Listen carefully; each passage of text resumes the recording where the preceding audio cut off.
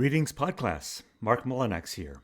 I hope this finds you not just well, but maybe even a little freer and lighter than you expected. Today, our agenda is to explore verse 75 of Lao Tzu's Tao Te Ching, a class or episode I'm calling Sacred Slack. When you listen to the ground and you put your roots down, you can hear what she says if you're listening. When you listen to the ground and you put your roots down, you can hear what she says if you're listening. The sweet sound of the river as she moves over the stones. The same song that the blood in your body sings as it weaves around your bones. When you're listening, are you listening? If simple people are free from care and fear, simple they will be, and we must be secret to keep them so. J.R.R. Tolkien, Lord of the Rings, Book 2, Chapter 2. Today we're exploring verse 75, a text that seems most targeted to political rulers who would be wise in their administrations. However, I will make the case that it's also meant for anyone who leads anything at all, including yourself, who authors their own selves. And so I'm going to wonder aloud today how verse 75's wisdom might work in a wise person, a wise teacher, even a person who just wants to be wise and not hoodwinked. Maybe someone like you? So let's get to the verse right now. Verse 75, a light touch. Part 2. People starve because their rulers waste their taxes, and people waste away. They rebel when their rulers intrude with regulations that meddle with people's lives. This is why people deviate. People appear casual about death only because they dismiss their rulers' wrong emphases on what makes a life good. So they seem nonchalant about death and are hard to manage. Here is the truth. Contrivers and clingers miss life's value. Let go. Life's value shows up in the loosening. 3 teachings today. The first 2 are word nerderies or grammar. First teaching. This verse contains a single character way, as in wu way, without the wu or the not meaning. Way, by itself, means pursuit, contriving, making a fuss over, and meddling. We carry way forward enough to rhyme in, at least in concept, with the Buddha's first noble truth about the origins of suffering. Clinging, grasping, fixation, or allowing ourselves to be dominated by poisonous thought. Way, or clinging, can also mean fixation on control, or identity, or ideas, anything that you can grasp and then overgrasp. All clinging to needless complexity causes spiritual rope burn, the theme of verse 74. The Buddha taught, quote, desire management, unquote. Folks who practice life with a disciplined non-desire live with cleared hearts, minds, in open spaces, and are not driven mad by high-maintenance lifestyles. For here's the dark underside of way or desiring. Desiring makes us vulnerable targets. Remember verse 50's teaching about not being a target for that which would bind you and cramp your being, and would place these targets on you and injure you? Undisciplined desires make us into karma targets and increase our vulnerability to artificial sources. The underside of, and the untold story about the so-called law of attraction is that our untamed impulses soon attract unwanted attention. Power, however, true power, the power for the peaceful, is strong in those who have no clingy neediness for it. Remind yourselves that unmanaged or unexamined desire is temporary and unnatural. Not born with ego desires, it's so artificial. So keep an intentional, empty space within. You'll see, hear, feel, understand even more. Like a clear runway, you can take off and land safely without worries. Second teaching. The voicing of this verse is very interesting. Imagine Lao Tzu sitting next to some leader, conversing with her or him on why some hard teachings and issues in ruling happen, like when people starve, or they rebel, or why do they deviate? He uses 7 times the character ye, translated in this verse as therefore, or here's the reason why, or for this reason, and this is because. Examples from this verse include people starve because, they rebel when, this is why, and here's the truth or the reason why. So ye character serves as a linguistic sign, not to point to mysteries, but to explain everyday realities. That said, even death, quite the mystery of course, even death is mentioned again here in connection with ye. People appear casual about death, it says, only because. We might easily imagine how people's view of death may directly impact the ruler's effectiveness. The answer to all these ye becauses and for these reasons is intended to impress upon the leader yet one more time how crucial it is for the leader to lead lightly. The commentator Tzu summarizes these teachings this way. When those above use force to lead the people respond with force. Thus do complications multiply, and the people become hard to rule. So verse 57, among many verses, is a good reminder of this wu-wei principle. Verse 57's text takes a position that the imposition of rules, especially new rules, means something non-Tao is already afoot. An expression of this in today's headlines is the chaos caused by arbitrary rules to first impose and then retreat from trade tariffs. That's from today's headlines. See the multiplied complications that Tzu mentioned? Of course, rules can be well-intentioned fixers, but too many rules and too fast, they are first the signal that Tao is lost or covered up or forgotten. Additionally, the more one, quote, messes with things, unquote, like issuing codes and laws or prescribing meaningless or unnatural protocols, that is, the more one interrupts Tao's flow, the more you set people up to be disobedient. The more laws, the more scofflaws. People on a short leash, like I was as a child, will waste their most creative energy trying to find shortcuts through regulations and evasions of compliance. Willy-nilly laws without a clear rationale trigger only disobedience and the search for loopholes. The more laws, the larger the admission of the failure of the lawmaker. The principle here is the tighter one weaves or controls things, the more loopholes get created. We've seen this often in our podcast. We've also seen and discussed what the ruler is to do instead. Instead, rule by goodwill. Taoism assumes that people are skilled enough to know how to meet their own needs. Haphazard rules correlate to dissatisfaction for everybody. And we've seen a lot of this versus emphasis. But have we learned this yet? As Ursula K. Le Guin's translation puts it in a footnote to this verse 75, and I quote, "How many hundreds of years ago was this book written? And yet, still, this chapter must be written in the present tense." Which is a cool way to say, we know this verse, and yet no one seems to understand or to practice it. Verse 75's very grammatical structure only emphasizes Le Guin's complaint. Throughout the verse, we are taught by words in the present indicative mood, or the mood of this is the way it is, a kind of matter-of-fact presentation of the facts. Examples? People starve when rulers waste. They rebel when leaders intrude. People appear casual about death only because they dismiss their ruler's wrong emphasis. They seem nonchalant about death and are hard to manage. So 6 times this present indicative mood just shows up. It's like Lao Tzu is exasperated. Come on, guys, he seems to be pleading. Wise up about your leadership style. It's not rocket science. When you cause suffering and hunger and desire among the people, it's your fault. You don't blame the victims, right?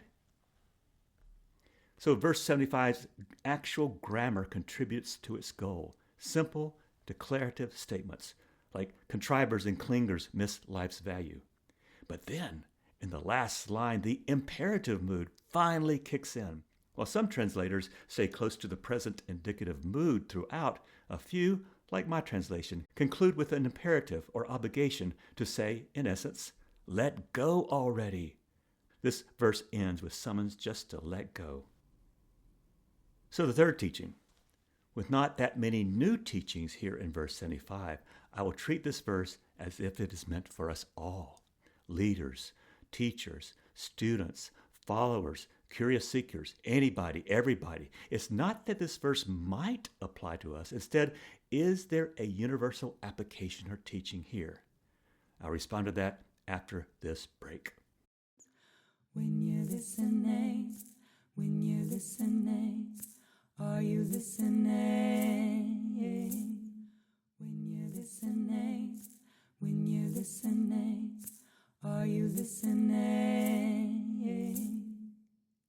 Back to our question. Does verse 75's teachings have a universal application at its core? Yes. It does when we frame this verse as not just political, but personal. Feminists in the 1960s coined this phrase, the personal is political. And verse 75 teaches that no matter where you are or who you are, you can apply Wu Wei principles in real people and in real time, in real situations. Something is at stake personally if we do or do not understand Wu Wei as a principle that has no timeouts, no vacations, and no exemptions for anyone. Practicing Wu Wei as we face the fierce gaze of our world is just not a leadership skill only. Wu Wei is applicable universally to the ruled and the ruler, to the student and the teacher, to the child and the parent. It is not just Tao Te Ching that teaches this class. This principle of non-interference, of minimal engagement, and of emptiness of desire and control is everywhere in spiritual teachings. As part of this third teaching, then, let us revisit some of the major religious, spiritual, and philosophical traditions to get reminded how emptiness and Wu Wei are also major spiritual teachings. There's a lot of agreement here. And it's not just in Eastern spirituality, it's everywhere. So let's start with Christianity. Exhibit A is found in the letter to the Philippians, chapter 2. Its teaching is that Jesus, quote, emptied himself. The Greek word here is kenosis. Emptied himself of his divinity or godness by taking on human form and humbling himself unto death. This is considered a model for Christian ethics to this day. The Christian Desert Fathers emphasized silence and solitude and humility. They had a phrase, die before you die. That is, lose yourself to gain God. Another place this is found is in the Christian mystic Meister Eckhart, born 1260 Common Era. He spoke, quote, of the detachment, Abgeschiedenheit, and the idea that God can only enter an empty soul. Eckhart cautioned, the soul must put away all things, including itself. In Judaism, the Kabbalistic concept of Tzimtzum, Tzim, Tzum, Tzimtzum portrays God as contracting or withdrawing to make space for creation. This divine self-limitation is the model for human humility and ethics. Then there's teaching from Pirkei Avot, quote, the more flesh, the more worms, the more Torah, the more life. The more humility, the more honor. Kind of speaks for itself, doesn't it? Finally, and for me, the coolest, because it's a direct parallel with Tao Te Ching verse 1, the name of God, Yahweh, or YHWH, is intentionally non-pronounceable, inviting reverent silence to shush definitive speech, suggesting only one thing. God's essence cannot be pinned down, not in words, not in concepts, not any way. See Exodus 3 for the story. A defined God is just one more limited God, one beholden to human concepts like gender, nationality, and form, all of which are so not God. Both Christianity and Judaism teach the powerful idea of Sabbath, or sacred emptiness, where one pauses life and does no work, no achievement, just feeding the soul. Heading over to Islam, faithful Muslims practice salat, or the daily prayers 5 times daily. Muslims bow and prostrate, physically and spiritually reminding themselves of their smallness and of God's greatness. In Sufism, or Islamic mysticism, there's this teaching called fana, F-A-N-A, the annihilation of the self in the presence of God. The goal is to lose the ego and live only in God. Now, in Hinduism, we see echoes of Tao Te Ching verses 48, Tao's math, and verse 73, the great maybe, with the Sanskrit phrase neti, neti, not this, not that, not this, not that. This is a Vedic teaching used to strip away false identities or identifications. I am not the body. I am not the mind. And you keep on doing this subtraction. You just add ever new adjectives and nouns at the end of each line. Also in Hinduism is the text called Bhagavad Gita, where the Lord Krishna teaches Arjuna to act without attachment, ego, or desire for the fruits of action. Karma yoga was his path to liberation. Finally, in Hinduism, the very word Brahman, or the Sanskrit word for ultimate reality, points to ultimate reality as noiseless, not found in ego or concept. Realization or enlightenment comes when the ego dissolves, leaving only pure awareness of this ultimate reality. In Buddhism, we find the word sunyata, or emptiness. Everything lacks inherent self-nature. Grasping to or holding on to an idea of, quote, self, unquote, is the root of all suffering. The reason there is suffering in the first place is that we think we are substantial and full of things, and we grasp at these, but we suffer spiritual rope burn as we cling. The Burmese monk Sayadaw wrote, "When you know the peaceful mind continuously, and you know everything that's happening in the mind, you also immediately notice when a speck of craving or aversion comes to disturb that peace. At this point, you can immediately recognize the thought that preceded that shift from a peaceful mind to an agitated mind. That preceding thought will prevent your understanding from deepening." Closely related to emptiness is the teaching of no self, or anatta in Buddhism. There is no enduring I. Letting go of ego is central to liberation. Otherwise, it's rope burn after rope burn. Again and again, as we cling to the one thing we are not, a definable, finished, individual self. Zen Buddhism uses paradoxical koans, silence, and meditation to go beyond dualistic thinking and verbal constructs to lead us into healthy understandings of life, into liberating silence and a lifestyle of meditation. So, class, can you hear the same chord played in each of these faiths? Let's go to Greek philosophy. First, there's Socrates' I know that I know nothing. His humility is his suspicion of knowledge itself. Wisdom begins with recognizing one's ignorance.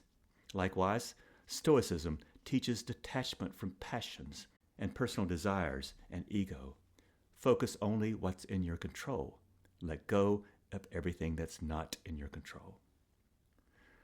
Plotinus, a Neoplatonist, taught how the soul must, quote, turn inward, unquote, and ascend by shedding layers of ego and multiplicity to reunite the one. Getting into modern philosophy, we have some corresponding ideas too. Simone Weil advocated for decreation, a radical self-emptying to make space for divine grace. Martin Heidegger used the German word Gelassenheit, a letting be, a release from the will and egoic control. Freedom philosopher Jean-Paul Sartre recognized the symptoms of, quote, nausea, unquote, and the utter instability of clinging to a fixed ego. Then we get to indigenous and mystical traditions such as shamanic practices, which often involve ego death through rituals, vision quests, even hallucinogenic substances that diminish or cause surrender of the self. Why? In order to reconnect with the world spirit. Even parenting and ordinary everyday wisdom has this same idea. My parents often said, "Don't be so full of yourself, Mark." Why? Because my ego blinds me to others. Oh, the teachings only increase, so I'll summarize the rest briefly. Modern psychology sees the ego as a construct, not a necessary thing with which we are born with. Ego is always a trap, when it's overgrown. In modern psychology, especially Jungian, ego is a necessary part of navigating the world, but it's also a trap when it's overgrown.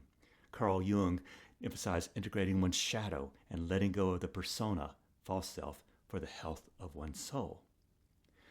Modern mindfulness psychology says, basically, you are not your thoughts. I think I said that last verse.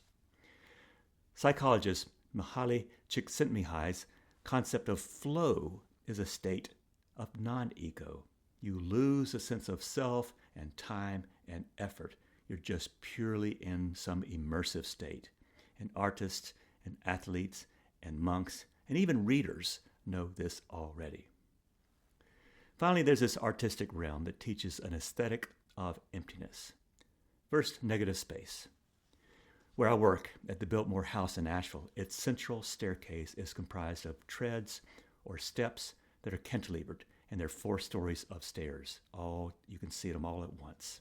In cantilever stairs, the weight of each tread is partially inside and partially outside, with an immensely heavy outer wall on top of it to make the staircase rock steady. What's missing? The visual posts and columns of support. What's not there makes it beautiful, and you feel like you're on a floating staircase. In Zen gardens, the idea of wabi-sabi, the beauty of the unfinished, the beauty of the imperfect and the quiet. Space is not meant to be filled, but appreciated. Poetry and simplicity is our next one. Some of our best poets, from Japanese haiku masters to Rumi to Mary Oliver, all use few words, but with wide margins, because words are just pointers, direction signs, that's all. Poetry is language that leaves room for our experience. I've admitted a lot, but here's some common threads. Our ego is not ultimate, it's penultimate. Emptiness makes space for God, wisdom, reality. Too many words and concepts or images just block the truth. Silence, humility, and letting go are the sacred doorways to the sacred. So verse 75 is ultimately, utterly pragmatic. Anyone practicing emptiness in modern life will benefit from its teachings. Conclusion. Sacred slack. Whether in your phone use, your room, your art, your relationships, your internal monologues, make space. Empty space is not some negative idea. Emptiness is already there. It's called Tao, God, Allah, Spirit, and 100 other such names. So what's the wisest way to hold the world, yourself, or those you love? Lightly, very lightly. Lightly enough that nothing breaks and everything can breathe. Finally, our family-friendly version of verse 75. Verse 75, the light touch. People struggle when their leaders waste resources or make too many rules. That's why they resist. The true truth, when you grab and hold on too tight, you lose what really matters. Let go, and life itself will show you the way. Thanks, class.